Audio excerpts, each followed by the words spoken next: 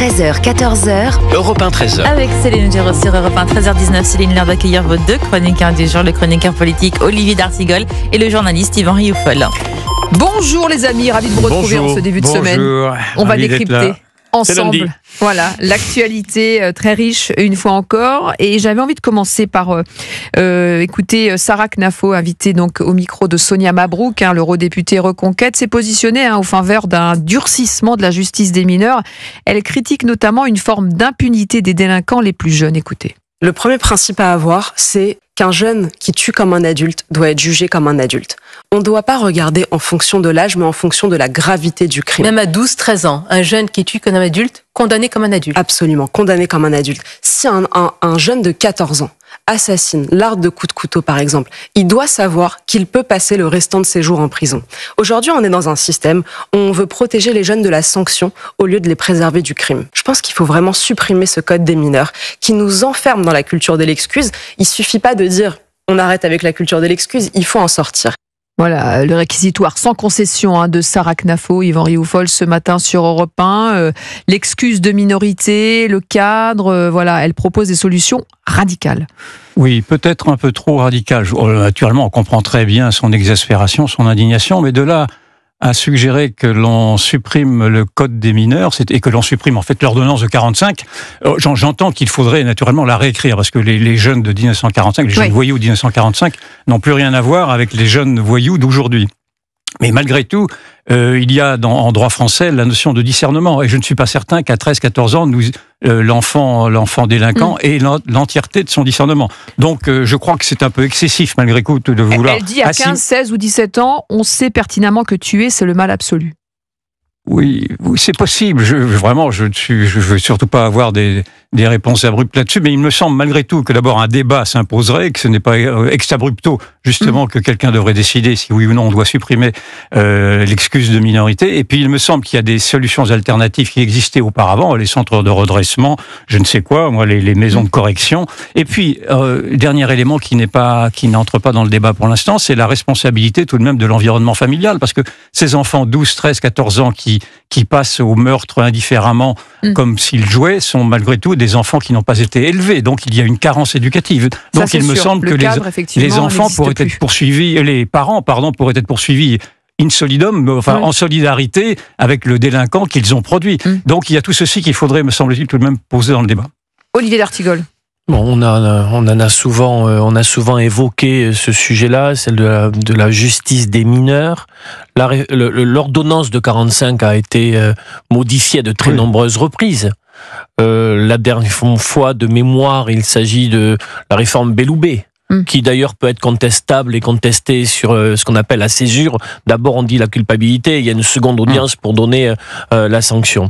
Je trouve vraiment, depuis quelque temps, en étant très attentif à cela, que Sarah Knafo va sur un terrain qui avait peut-être été très défavorable à Éric Zemmour au temps de l'élection présidentielle, avec un durcissement de son propos, avec des formules, là elle revient sur la question des prénoms, y compris ce matin, donc quelque chose qui me fait vraiment penser à ce qui avait pu être reproché. Éric Zemmour avait fait une entrée tonitruante d'un paysage politique présidentiel, puis j'ai envie de dire, il avait été... Il y a eu l'effet de surprise. Il avait été son principal ennemi avec des polémiques ou quelque chose qui ne correspondait plus à peut-être ce qu'il avait commencé à faire. Peut-être qu'il est en train de se passer ça pour Sarah Knafo, peut-être très après sa séquence aux États-Unis avec ce qui s'est... Mais comment est-ce que vous interprétez cette posture justement de Sarah Knafo? Il y a beaucoup de concurrence sur la bande passante sur ce segment à droite ou à la droite radicale, disons.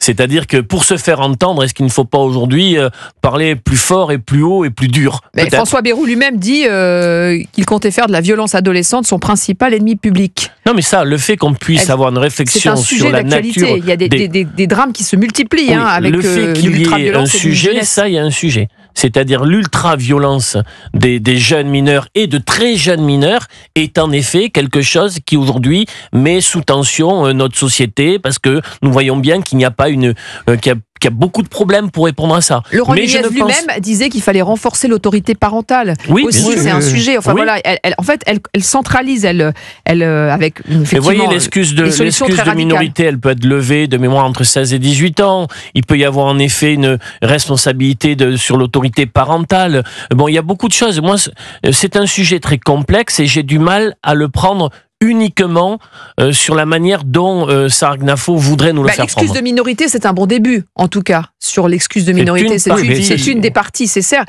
Par exemple, Gérald Darmanin, lui, a été appelé par Éric Ciotti à rétablir le service citoyen pour les mineurs délinquants, un encadrement de type militaire, etc., qui avait été expérimenté, on s'en souvient, à la fin de la présidence de Sarkozy. Ça sent un peu le gadget, 2012. Mais en même temps, j'entends qu'un encadrement militaire, oui, pourrait être une formule. C'est une autre piste. Mais pourquoi ne nous inspirerions-nous pas de l'exemple américain, par exemple? Je pense qu'il y a des encadrements militaires avec des maisons, des centres de redressement pour les jeunes délinquants qui me semblent être assez efficaces.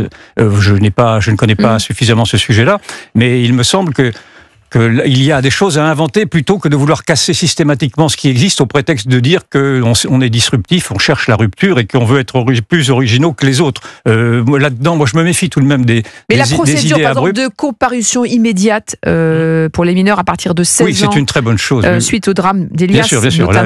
Des prisons à peine courtes et tout ceci a déjà été développé par Maurice Berger, notamment, qui est un pédopsychiatre qui connaît ces choses par cœur et qui ne cesse de répéter qu'il faut effectivement des peines de prison courtes, mais des peines de prison effectives et prononcées dans l'immédiateté de l'acte délictuel ou criminel, afin que ces enfants puissent être réceptifs à une sanction. Oui, ça c'est une évidence. Pour le reste, vous dites que Sarah Knafo calque sur les positions radicales d'Éric Zemmour. Moi, je l'ai entendu ce matin. Sur les prénoms, ce n'est pas exactement cela, parce que sur les prénoms, Zemmour disait que celui qui portait un prénom d'essence étrangère n'appartenait pas à la France, ou en tout cas faisait rupture vis-à-vis de la France. Elle, c'était un raisonnement plus subtil, c'était de dire que si on ne donnait pas un prénom français à un enfant, on l'handicapait un petit peu dans son parcours professionnel. C'est pas exactement, c'est pas la même chose. Il y a moins de culpabilité à porter un prénom d'origine étrangère. En tout cas, je souhaite que les familles françaises... c'est très bien que l'on ouvre le débat sur des sujets qui ont jusqu'alors été inabordables, bien sûr. D'accord, mais je souhaite que les familles qui vivent dans notre pays puissent très, très simplement, sans la moindre tension, sans le moindre jugement, donner à leur enfant le prénom qu'ils ont envie de leur donner. Je trouve que ce débat est dangereux, voilà, comme il a pu l'être par le passé. Il n'est pas dangereux, mais c'est vrai que le prénom est une marque d'assimilation, et si vous voulez favoriser votre enfant dans son parcours d'assimilation, il est plus simple pour lui que de lui donner un prénom. Mais c'est grave si nous en sommes là.